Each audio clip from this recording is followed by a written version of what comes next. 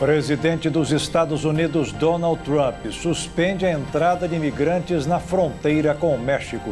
Trump também ameaça aumentar sanções à Rússia se o que classificou de guerra ridícula com a Ucrânia não acabar.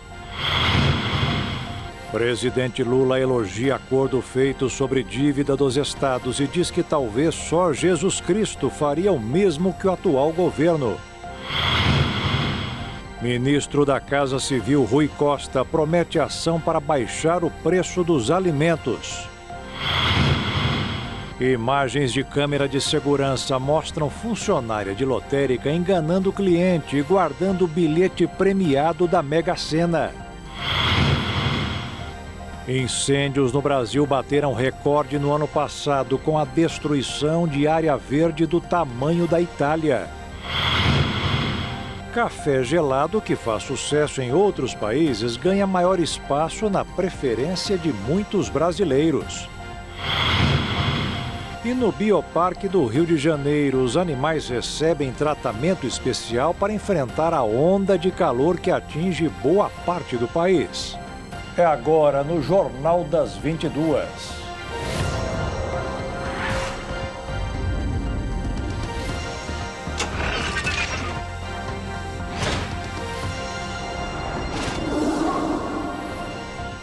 Olá, boa noite. Os sócios de uma empresa do Rio de Janeiro achavam que fizeram um negócio da China. Compraram 800 toneladas de carne que ficaram debaixo d'água durante as enchentes do ano passado no Rio Grande do Sul. Maquiaram o produto e colocaram à venda. Venderam e ganharam, mas hoje receberam o troco.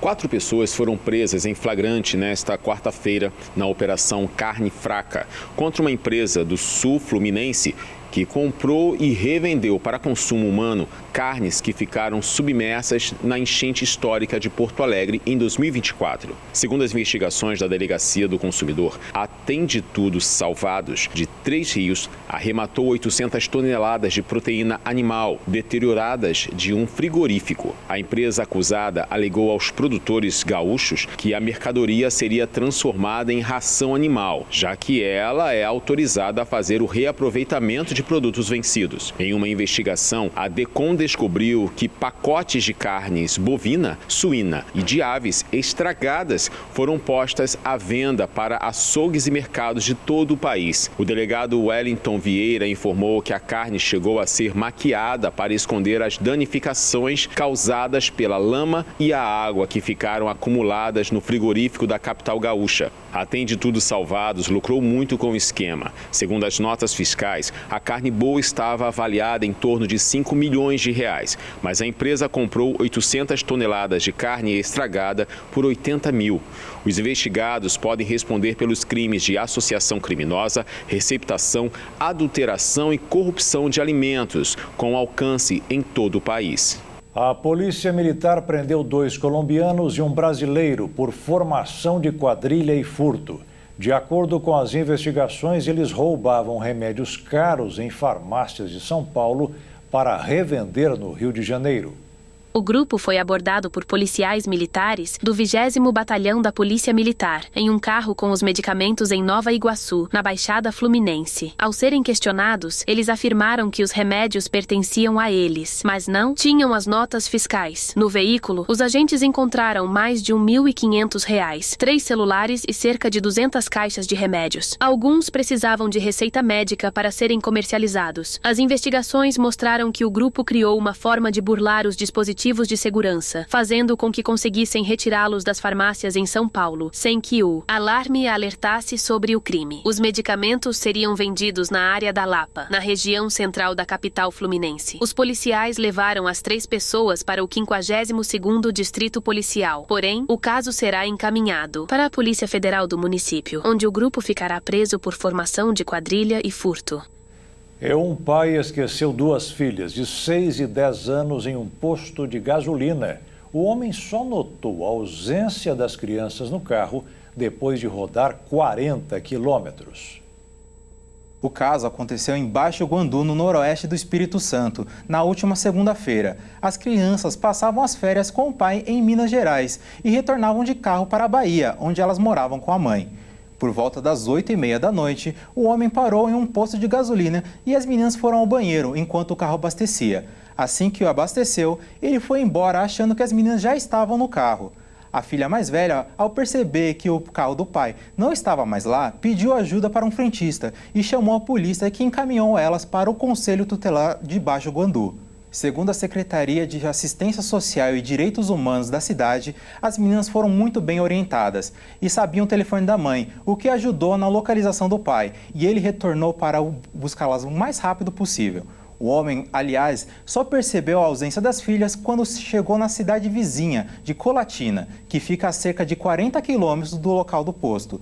A Polícia Civil afirmou que o caso ainda será apurado e reforçou também que o cuidado e a atenção com as crianças devem ser maiores no período de férias. O Brasil perdeu mais de 30 milhões de hectares de florestas no ano passado. O fogo consumiu uma área do tamanho da Itália. O relatório do MEP Biomas, divulgado hoje, apontou um aumento de quase 80% de incêndios em relação a 2023. O novo recorde foi provocado pela seca, associada ao fenômeno El Niño. Com baixa umidade, a vegetação fica mais sensível ao fogo. A Amazônia foi o bioma mais afetado.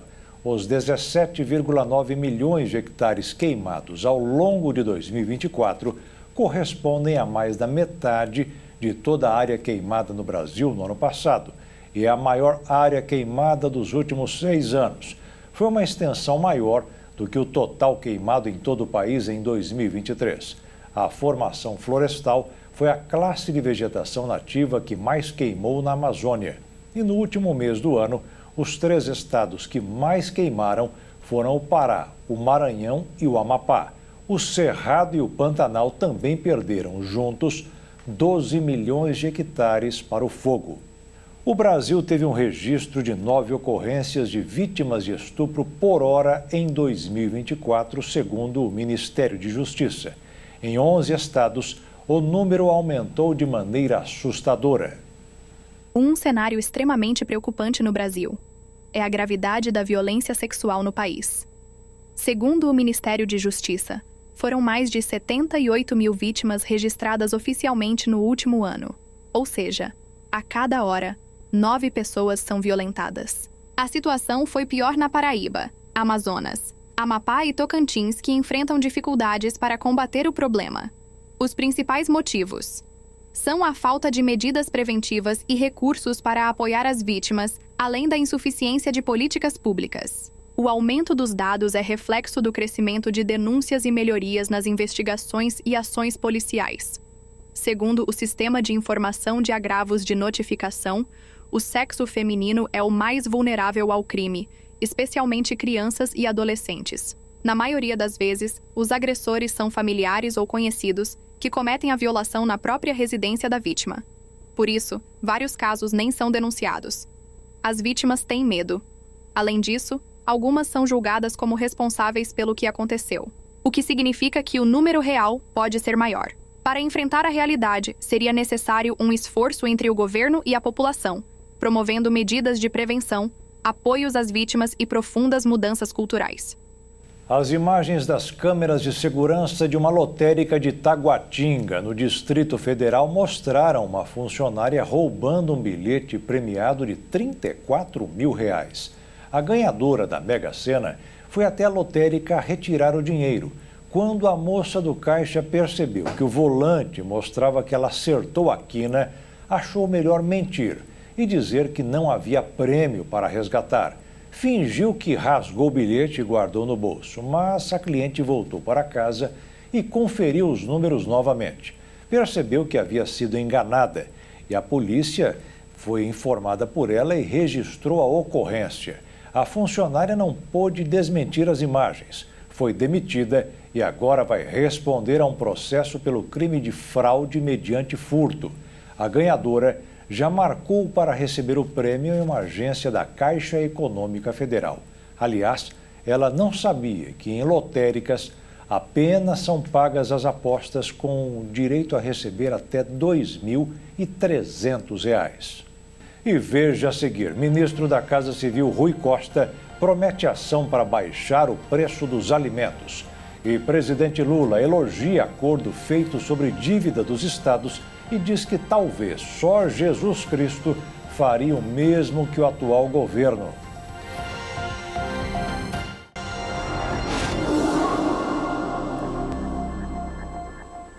O ministro da Casa Civil, Rui Costa, voltou a reclamar da disseminação de notícias falsas através das redes sociais e afirmou que o governo vai trabalhar para levar ao público o que de bom está acontecendo no país. Na entrevista de hoje, o ministro mostrou que a reunião de anteontem foi para valer. O governo federal anunciou em reunião ministerial que, a partir de agora, novas instruções normativas e portarias vão ser divulgadas ao público antes de sua implementação. Em entrevista, o ministro da Casa Civil, Rui Costa, disse que a medida foi motivada pela disseminação de informações falsas, como, segundo ele, ocorreu recentemente em relação ao Pix. Para ele, plataformas virtuais e redes sociais apresentam pouco compromisso com a verdade e facilitam a disseminação de informações falsas, o que representa um risco, inclusive, para o público infantil.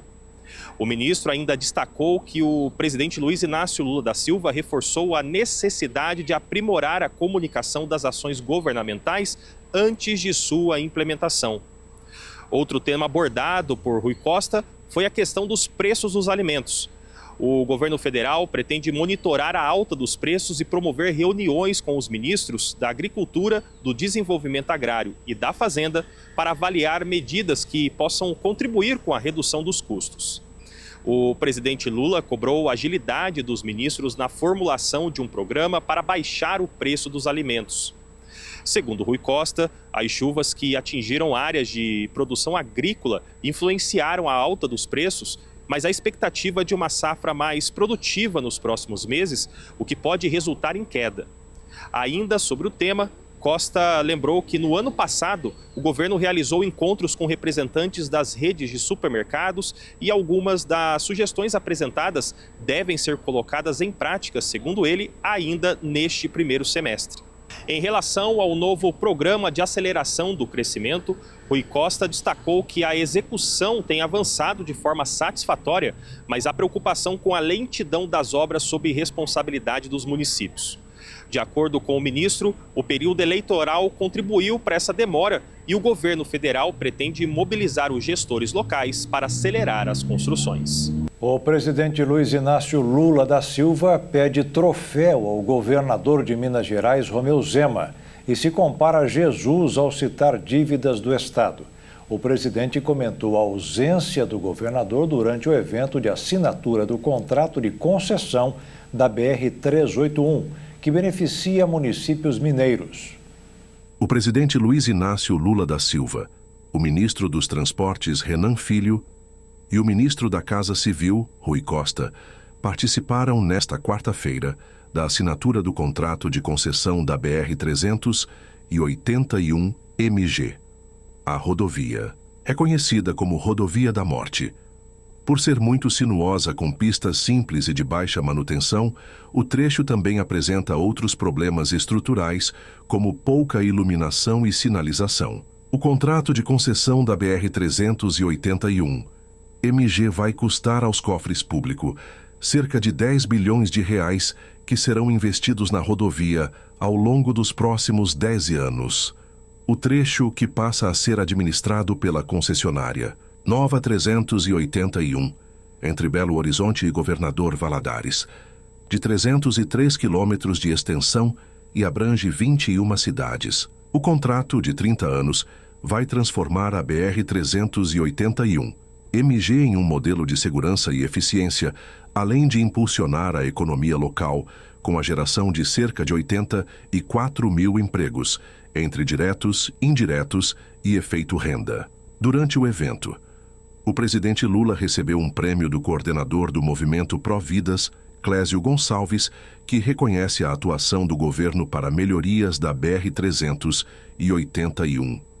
Durante a sua fala sobre a concessão, o presidente chegou a fazer duras críticas ao governador de Minas Gerais, Romeu Zema, em resposta a uma declaração sobre o programa de renegociação de dívidas estaduais.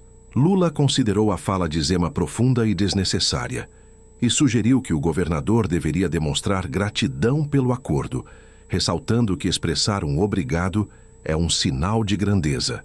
Esse acordo das dívidas de Minas Gerais, dos estados como um todo, o governador de Minas Gerais deveria vir aqui, me trazer um prêmio como esse que o Clédio trouxe, me trazer um prêmio, me trazer um troféu, me trazer um troféu do primeiro presidente da República que ele tem conhecimento, que nunca vetou absolutamente nada de nenhum governador, de nenhum prefeito, por ser contra ou por ser oposição.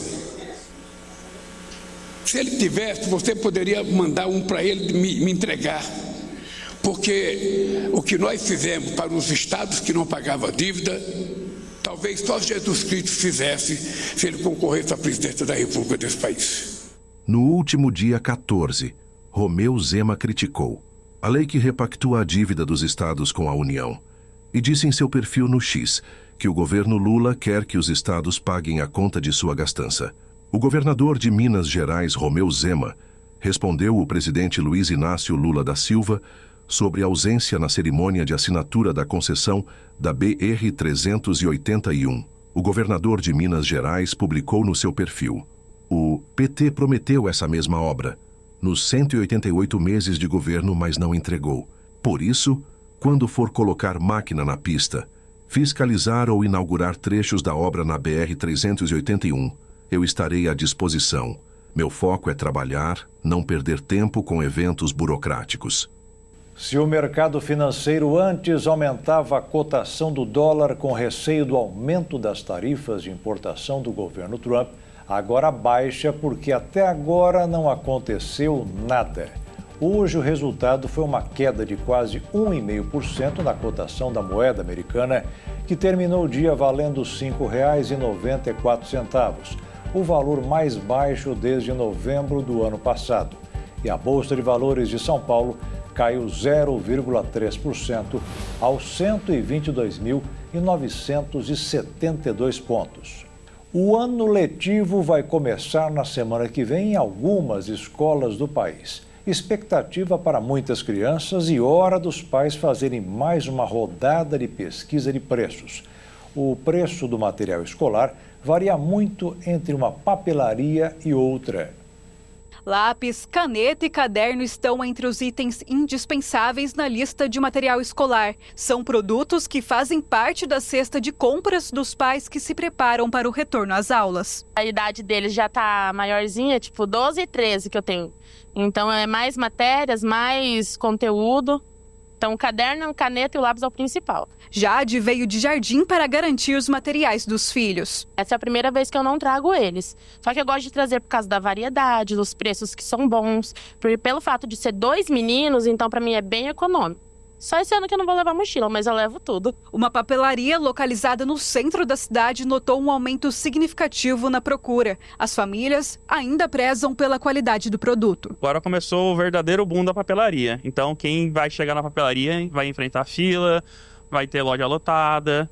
Alguns itens, infelizmente, já estão faltando, mas está chegando reposição. E hoje em dia o pessoal procura muito custo-benefício e estão pegando bastante itens de valores agregados que dão mais qualidade para as crianças estudarem. Uma pesquisa do Procon, realizada em 9 estabelecimentos de Campo Grande, mostrou uma diferença nos preços dos materiais escolares entre as papelarias. Nunca tivemos uma diferença tão grande de preço no mesmo produto na rede que abastece material escolar em Campo Grande. Como o comércio descentralizou muito, você tem uma rede muito mais significativa que oferta esses produtos, né? E os preços são muitos locais, né? Em cada região de Campo Grande você tem um comportamento de preço. E aí o consumidor, ele acessando essa base de informações, ele pode verificar qual é a melhor vantagem na aquisição desses materiais. Se ele pode adquirir numa loja só, se ele vai percorrer por 2, 3 lojas, qual é o custo-benefício, se compensa o deslocamento. Entre os itens com maior variação de preço,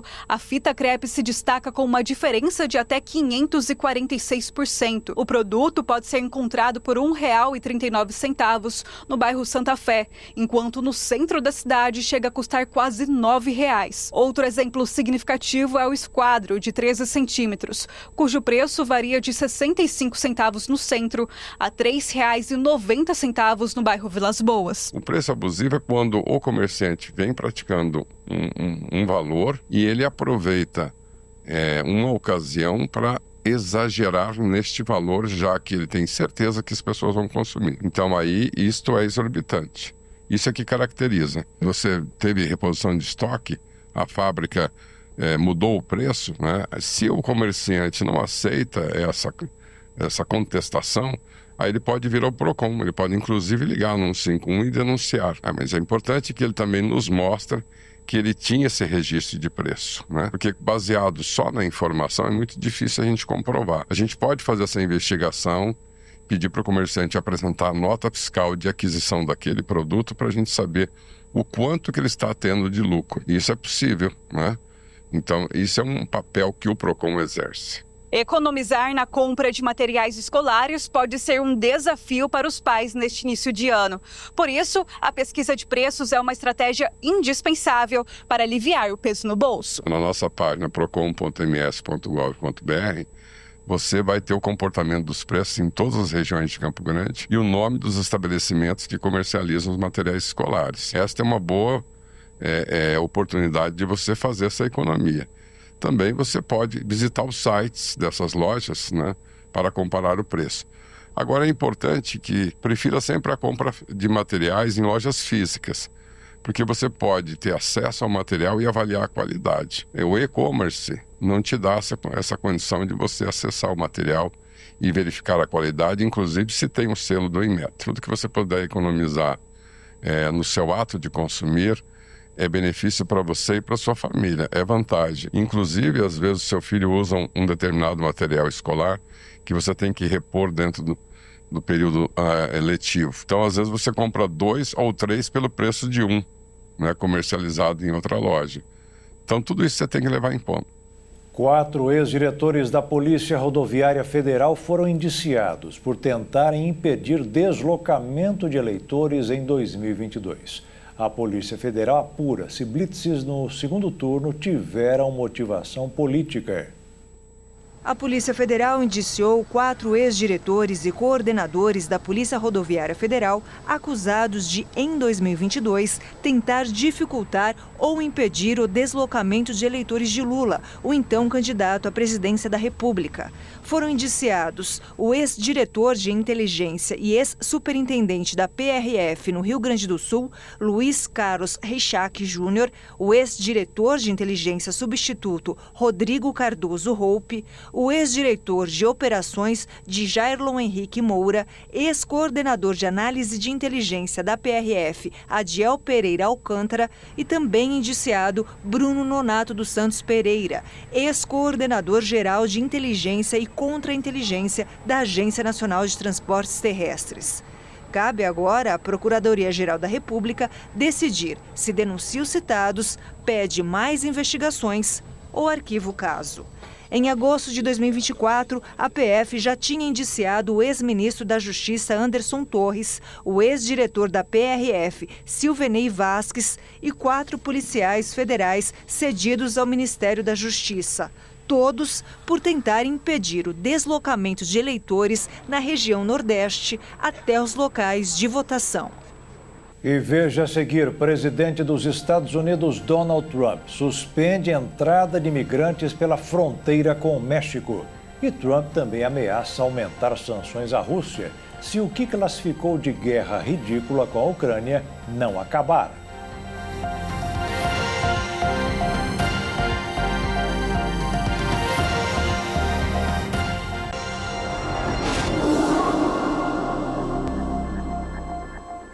A inteligência artificial está ganhando cada vez mais destaque na sociedade. No Brasil, o mundo virtual não regulado ainda assusta pelas armadilhas. Mas nos Estados Unidos, o arsenal online ganhou um grande reforço com a posse de Donald Trump na presidência do país. O presidente dos Estados Unidos, Donald Trump, anunciou a criação de uma joint venture no setor privado que prevê investimentos de até 500 bilhões de dólares nos próximos 4 anos para desenvolver uma infraestrutura de inteligência artificial no país. O projeto, denominado Stargate, vai ser conduzido em parceria com os CEOs da OpenAI, SoftBank e da Oracle. Estão previstos 100 bilhões de dólares para o início das operações, com a expectativa de gerar cerca de 100 mil empregos. Entre as aplicações da tecnologia de inteligência artificial que estão sendo desenvolvidas, estão ferramentas para a detecção precoce do câncer e pesquisas para vacinas contra a doença. O projeto tem o objetivo de suprir a demanda por novos data centers essenciais para o processamento de soluções de inteligência artificial. A Oracle, uma das principais operadoras de data centers nos Estados Unidos, vai ser a responsável por essa infraestrutura, enquanto a OpenAI vai contribuir com seu conhecimento técnico e o SoftBank vai fornecer o capital necessário para viabilizar a operação. Para o professor do Departamento de Ciências da Computação da UNB, Frank Ned, a China tem se tornado líder em pesquisas voltadas à inteligência artificial. Segundo Frank, esse movimento pode ser uma tentativa do governo Trump de abrir espaço no mercado mundial. A China tem como plano de governo, há mais de 10 anos atrás, tornar-se líder mundial em inteligência artificial.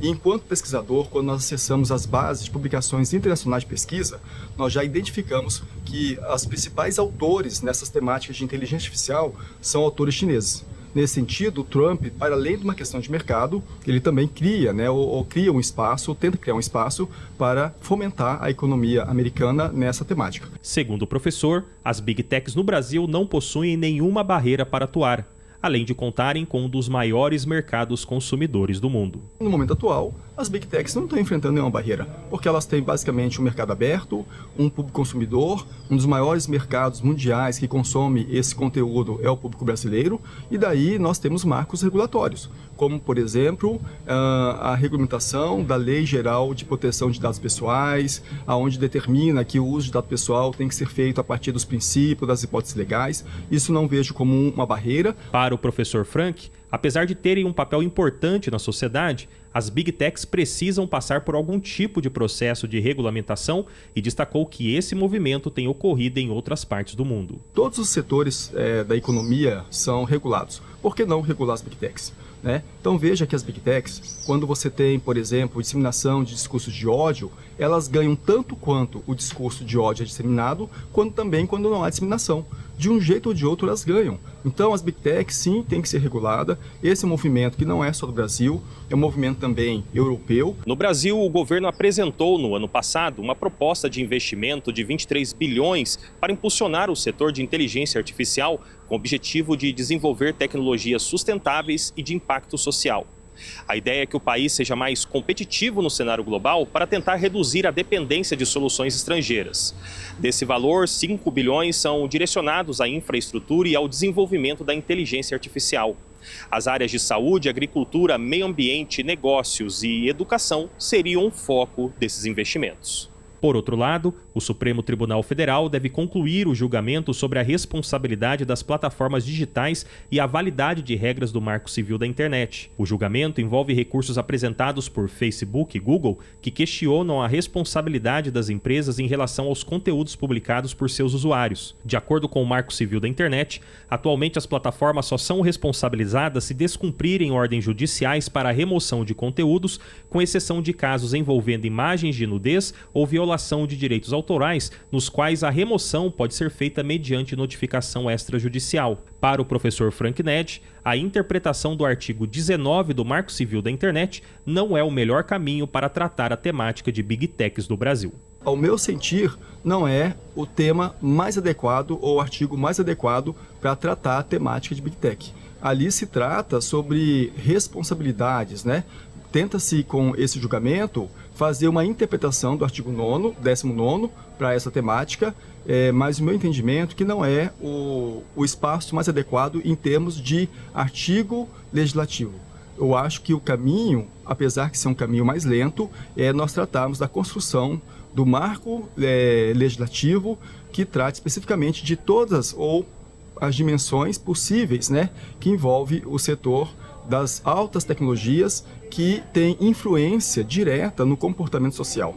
O presidente dos Estados Unidos, Donald Trump, comunicou hoje o fechamento da fronteira com o México. A medida, segundo ele, é para evitar a entrada de milhares de criminosos e doentes mentais no país.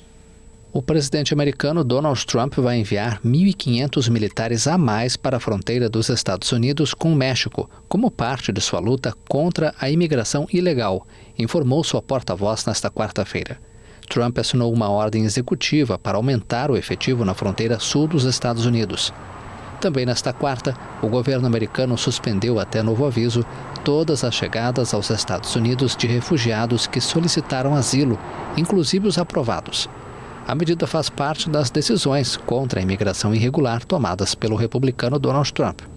No México, centenas de imigrantes fazem fila para começar o processo de busca de asilo no país, após as novas regras anunciadas por Trump. Na cidade de Tapachula, a multidão aguarda no lado de fora dos escritórios da Comissão Mexicana de Ajuda aos Refugiados. Para o migrante cubano Luiz, a alternativa é tentar ficar no México. A ideia inicial era ir para os Estados Unidos, mas o México é um ótimo país. Aqui você pode viver. O que não temos em nosso país, aqui você tem. Se não houver a opção de ir para os Estados Unidos, que era a primeira ideia, então ficaremos no México, se isso for possível. Muitos dos migrantes bloqueados no sul do México, procedentes de países latino-americanos, já haviam agendado ou buscavam datas para as entrevistas de solicitação de asilo através de um aplicativo de celular chamado CBP One. Mas a plataforma foi desabilitada assim que Trump tomou posse na segunda-feira. O presidente dos Estados Unidos, Donald Trump, ameaçou a Rússia com novas sanções se não acabar com a guerra com a Ucrânia, o que ele chamou de guerra ridícula. O republicano alertou Putin de que está sujeito a tarifas, caso ele não entre em acordo para acabar com o conflito entre os dois países. Antes de assumir o cargo, Trump já havia prometido encerrar a guerra na Ucrânia, o que levou a especulações de que ele poderia pressionar Kiev a fazer concessões a Moscou. Mas nas últimas horas, parece ter adotado um tom mais duro em relação a Putin. A Rússia rebateu cautelosamente. Não é meramente a questão de acabar com a guerra. É antes de tudo a questão de tratar das causas da crise ucraniana. O embaixador adjunto da Rússia na ONU, Dmitry Polyansky, disse que tem de ver o que o acordo significa para o entendimento do presidente Trump. Do ponto de vista exclusivamente dos Estados Unidos, é uma ameaça nula. O comércio com a Rússia nunca foi muito importante, e as draconianas sanções aplicadas pelo Ocidente após a invasão da Ucrânia em 2022 o reduziram ainda mais. Em 2021, a corrente comercial entre os países era de 35 bilhões de dólares. Em 2024, foram meros 3 bilhões e 200 milhões de dólares, com 2 bilhões e 800 milhões de dólares. Importados pelos Estados Unidos, a maior parte em combustível nuclear para usinas, um mercado em que a estatal russa Rosatom tem virtual monopólio global, e fertilizantes. Novas compras do urânio enriquecido foram suspensas no meio do ano passado. A China, por exemplo, é a maior parceira comercial tanto dos russos quanto dos americanos. No ano passado, bateu o recorde histórico nos negócios com Moscou, embora compre mais do que venda, ajudando a manter viva a indústria de petróleo e gás de Putin. Já os Estados Unidos representam cerca de 1/3 do superávit recorde de exportações chinesas no ano passado, na casa de quase $1 trilhão. Dada a interligação entre as duas economias, é incerto se Trump faria algo a mais além das já duras sanções existentes. Putin e Xi Jinping, o líder chinês, conversaram por videoconferência após a posse de Trump, reafirmando os termos de sua parceria estratégica. E hoje também foi dia do presidente Trump determinar o fechamento de vários postos de trabalho do governo federal. Vários escritórios deverão ser fechados. A diretriz vai causar a demissão ou a transferência dos funcionários e começou a circular após decretos executivos de Trump, na última segunda-feira, que determinaram o fim dos programas. O presidente considerou a política de diversidade, equidade e inclusão como radicais e perdulários. O memorando, assinado pelo diretor interino do Escritório de Gestão Pessoal, Charles Ezell, informa aos funcionários que trabalham nos programas de diversidade que eles serão colocados em licença administrativa remunerada com efeito imediato. Os chefes dos escritórios também foram instruídos a apresentar até a próxima sexta-feira um plano para executar uma ação de redução de força, nome técnico do governo dos Estados Unidos para demissões de funcionários. O Escritório de Gestão de Pessoal também apresentou aos chefes dos programas uma mensagem padronizada para ser enviada por e-mail aos funcionários. A mensagem diz que os programas tinham dividido os americanos por raça, desperdiçado o dinheiro dos contribuintes e resultado em discriminação vergonhosa. O memorando acrescenta que eles devem relatar em 10 dias quaisquer tentativa de disfarçar contratos e funcionários do programa, com o risco de consequências adversas. Os decretos de Trump revogaram o que havia sido determinado pelo governo Biden, que instruíam as agências federais a promover diversidade interna e no acesso às políticas. O objetivo dessa política era promover a equidade para todos, incluindo pessoas de cor e outras, que foram historicamente mal atendidas, marginalizadas e adversamente afetadas pela pobreza e desigualdade persistentes. As ordens de Biden instruíram as agências federais a revisar seus programas e políticas em busca de barreiras estruturais ao acesso total e igualitário por pessoas de diferentes origens, entre outras estratégias que Trump chamou de discriminação ilegal e imoral. Esses programas foram foco dos conservadores nos últimos anos. Em junho, os parlamentares republicanos apresentaram um projeto de lei para encerrar o financiamento federal para agências, escolas e outras organizações que adotam as políticas de diversidade. O projeto não foi aprovado. Donald Trump ampliou as ameaças tarifárias para incluir a China e a União Europeia em seu segundo dia de volta à Casa Branca, após ter direcionado seu foco ao Canadá e ao México no primeiro dia no cargo. As ameaças reforçam as promessas feitas durante a campanha de Trump para retornar à Casa Branca e desde sua ampla vitória em 5 de novembro. No entanto, a única ação concreta até agora é o pedido de uma revisão das práticas comerciais, com prazo até o dia 1º de abril, possivelmente dando à China e outros países quase 10 semanas para evitar novas tarifas ou atender às demandas do presidente dos Estados Unidos. O governo da China reiterou sua oposição às tarifas com a porta-voz do Ministério das Relações Exteriores, Mao Ning, afirmando nesta quarta-feira que não há vencedores em uma guerra comercial, acrescentando que a China protegerá seus interesses nacionais.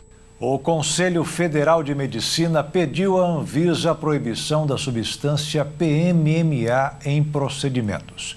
O produto se popularizou como preenchedor utilizado em procedimentos estéticos. Muitos pacientes sofreram fortes reações alérgicas e houve até casos de morte.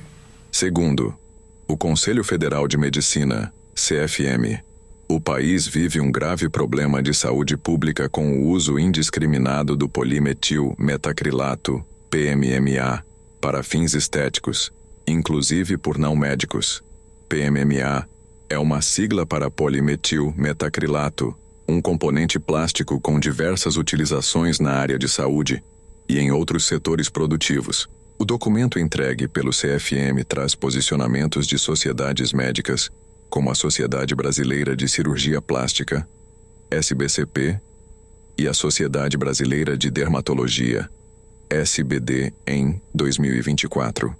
Inclusive, a SBCP reforçou que o uso de PMMA para fins estéticos e reparadores não era recomendado e pediu o banimento do material pela Anvisa. No Brasil, a agência exige registro para uso do PMMA para preenchimento subcutâneo, pois o produto é uma substância de máximo risco que só pode ser usada por profissionais treinados e habilitados, por exemplo, em correção de lipodistrofia, alteração no organismo que leva à concentração de gordura em algumas partes do corpo, provocada pelo uso de antirretrovirais em pacientes com síndrome da imunodeficiência adquirida, AIDS, e em correção volumétrica facial e corporal, que é uma forma de tratar irregularidades e depressões no corpo, por meio de bioplastia. Apesar disso, o CFM diz que uma série de normas do uso do PMMA estão sendo infringidas.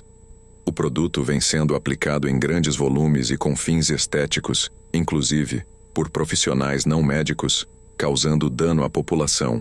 A Anvisa informou que recebeu o documento do Conselho Federal de Medicina e que vai analisar as informações. E veja a seguir, café gelado, que faz sucesso em outros países, ganha maior espaço na preferência de muitos brasileiros.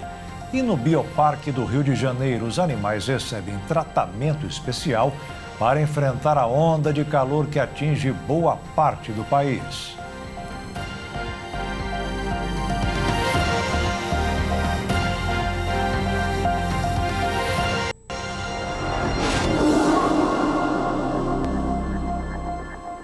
Beber café gelado é comum nos Estados Unidos, na França e no Japão. Para quem está acostumado com a bebida quente e que acabou de passar pelo coador, a receita pode parecer meio indigesta, mas quem já provou garante que não é não. E hoje, muitos brasileiros aderiram ao geladinho. Mesmo em um país onde o café quente é praticamente uma instituição, o café gelado vem ganhando espaço, especialmente em dias de calor intenso. Com temperaturas frequentemente acima dos 30 graus, a bebida surge como uma alternativa refrescante ao tradicional cafezinho fumegante. A tendência, liderada principalmente pelos mais jovens, reflete um movimento global de popularização de bebidas frias. Gerações como a Z têm se mostrado mais aberta a experimentar variações que combinam com o café com leite, xarope, sucos e outros ingredientes. Não por acaso, redes sociais como o Instagram e TikTok têm impulsionado o mercado, com receitas de café gelado acumulando milhões de visualizações e inspirando novos consumidores. De olho nesse nicho em ascensão, empresas e cafeterias no Brasil estão ampliando os cardápios. Produtos como Cold Brew, Iced Leite, Frappé e Afogato se tornaram comuns, especialmente em menus de verão. Grandes marcas, antes focadas em cafés solúveis para preparo com água quente, agora apostam em versões exclusivas para serem feitas com água ou leite gelado. Dados do setor mostram que o consumo de café gelado cresceu mais de 40% nos últimos anos, já representando 12% das vendas em cafeterias. O Iced Coffee, uma das receitas mais simples, café coado com gelo e um toque de açúcar, é exemplo de como a tradição pode se renovar sem perder a essência. Com a junção do clima tropical, o apelo estético das redes sociais e a busca por inovação, o café gelado parece ter encontrado terreno fértil no Brasil, conquistando cada vez mais adeptos e desafiando o reinado do tradicional cafezinho quente. Mesmo sem aprovação da Anvisa, o Instituto Butantan inicia processo de produção da vacina contra a dengue. Se for aprovada, será a primeira vacina contra a dengue em dose única no país. O Instituto Butantan submeteu o último pacote de documentos da sua vacina contra a dengue. A Butantan DV, a Anvisa, Agência Nacional de Vigilância Sanitária, em dezembro de 2024. O prazo de avaliação do órgão federal é de 90 dias a partir do envio, mas o Instituto já deu início ao processo de produção do imunizante de dose única. De acordo com o Ministério da Saúde, os imunizantes atuais contra a dengue no Brasil é composta por 2 doses e a falta do reforço compromete a eficácia do imunizante, que protege de forma vitalícia contra a doença.